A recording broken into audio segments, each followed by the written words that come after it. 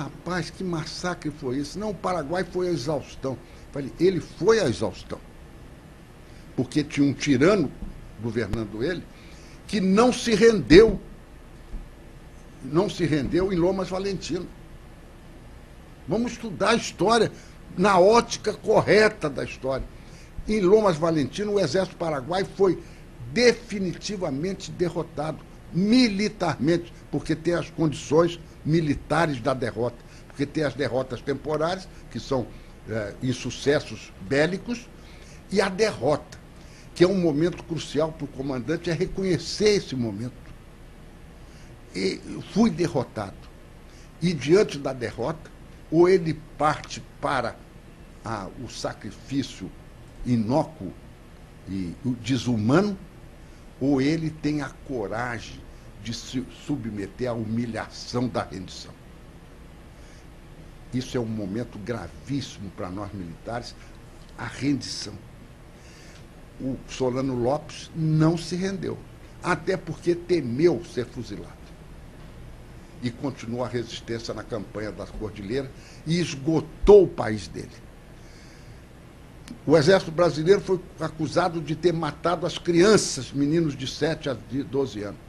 Morreram crianças de 7 a... que o nosso amigo botou uma barretina na cabeça e botou na linha de frente.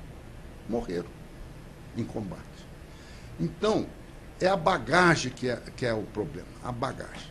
Então, para dar uma resposta objetiva, eu diria a você, como é que você faz com a mídia? Não tem o que fazer. Como é que você faz com a cátedra?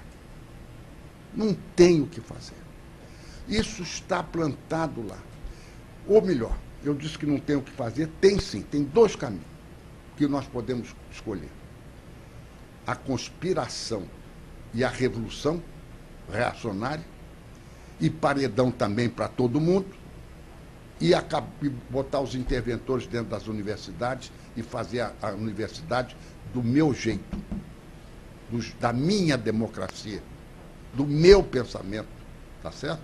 E, portanto, violentar exatamente os meus princípios da democracia representativa, plural, que atende à liberdade do homem, à dignidade do homem, à individualidade do homem. Então, tem esse caminho. Então, vamos, a partir de agora, se nós estamos assustados com esse panorama que você descreveu, vamos começar a conspirar hoje.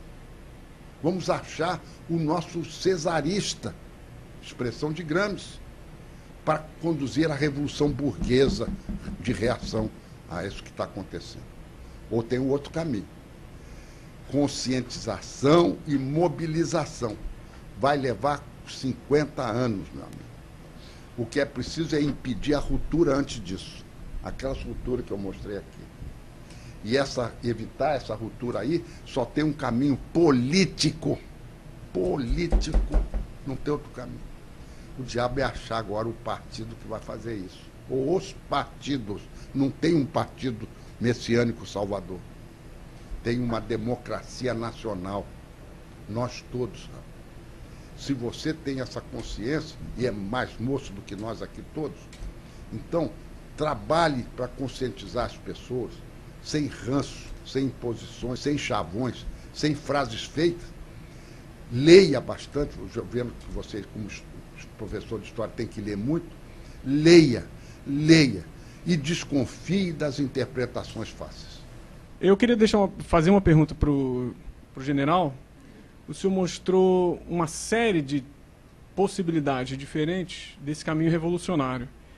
Uns muito diferentes dos outros, muito confundido, há uma mescla que fica confusa na cabeça das pessoas que são contra, mas você não sabe direito contra o que é, mas eu sinto também que na cabeça dos próprios revolucionários, desse esquerdismo dominante, também não está claro na cabeça deles o que eles querem.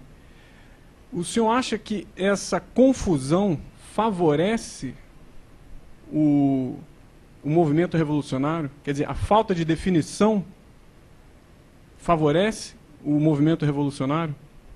É paradoxal a pergunta. Porque se há uma condição objetiva, subjetiva que o movimento revolucionário marxista busca, é a unidade do movimento. a unidade. Mas é preciso compreender uma coisa, aliás, distinguir duas coisas. Existe, na visão leninista, o militante e o ativista do partido. Isso é outra coisa curiosa, o militante e o ativista do partido. Esse sabe tudo e sabe por que está ali. Ele não é enganado, ele pode ser ingênuo e iludido, mas ele sabe tudo direitinho. Ele acredita fielmente nos objetivos pelos quais ele está lutando. Ele é fiel a isso e morre por isso. Se sacrifica por isso e comete os piores crimes por isso. Porque os fins justificam os meios. Assinado embaixo, Lenin. Então, e mais, explorar as contradições internas, onde não existir, criá-las. Então, esse ativista sabe dessas coisas. O intelectual ativo sabe dessas coisas. O intelectual ativo, aquele que está ligado ao partido, Gramsci o chama de intelectual orgânico. Este está ligado ao partido, sabe dos objetivos do partido, não é iludido. Ele pode ser ingênuo ou idealista, mas não está iludido. Os outros intelectuais são os intelectuais tradicionais que são contaminados pelo pensamento, por essa indução intelectual que ele chama de reforma intelectual e moral.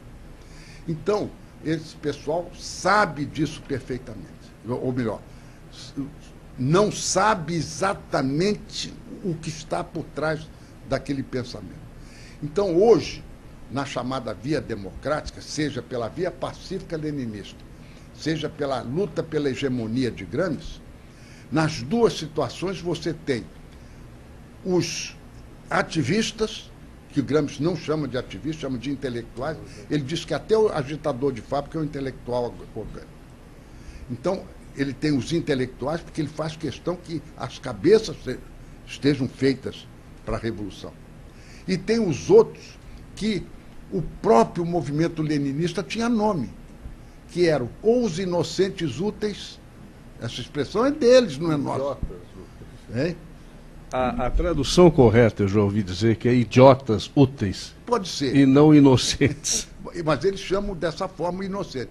E tem o outro que é pior ainda, porque o cara está crente que está abafando e entra. É o chamado companheiro de viagem. É.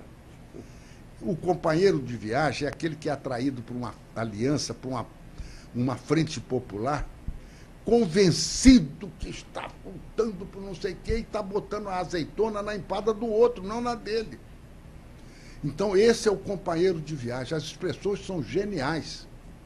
Então, nós todos, de alguma forma, somos companheiros de viagem na medida em que, ingenuamente, a gente vota num cara errado. Ingenuamente, a gente concorda, repete um chavão, uma palavra de ordem, uma ideologia intermediária. Sem querer, nós entramos nessa do companheiro de viagem.